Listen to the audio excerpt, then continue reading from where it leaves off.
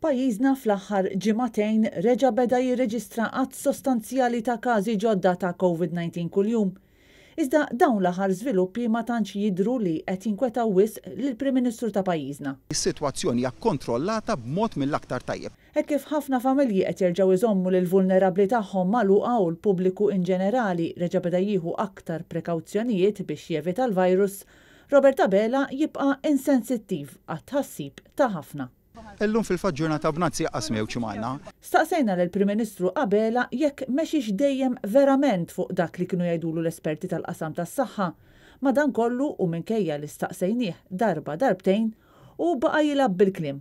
U meta staqsejnieh jekk jaħsibx li d-deċiżjonijiet li ħawu setgħux waslu għal din it-tieni mewġa ta' każi li qed nesperjenzaw u qal li l-ħidma tiegħu kienet suċċess. Le ma nibżax minn kif ħdimt, għaliex kif ħdimt ġab suċċess u suċċess se jerġa' jġib. Iżda minkejja l-insistenza fuq is-suċċess, il-Prim Ministru għadu sal-lum qed iwaqqaf milli jkunu ppubblikati ir-Risk Assessment Reports li skontu iġġustifikaw il-ftuħ ta' kollox bla restrizzjonijiet u konvenjentement farfara fuq il-Professur Charmaine Gauci. Il-ġimgħa ir-risk assessment huwa għand il-professur m'hemm xejn. U naqas milli jiġħad dak li qalu l-awtoritajiet tas-saħħa fosthom l-Assoċjazzjoni tat-Tobba meta allegat li Abela kien injora dak li kienu qed jgħidulu l-esperti u għamel ta' rasu meta fetaħ kollox f'daqqa.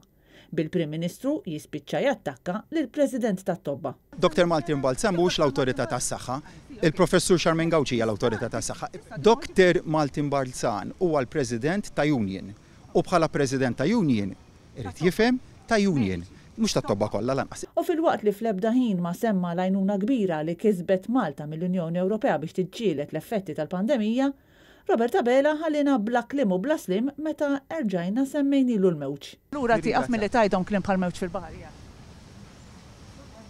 Kristina Majra għal Net News mill-Belt Valletta.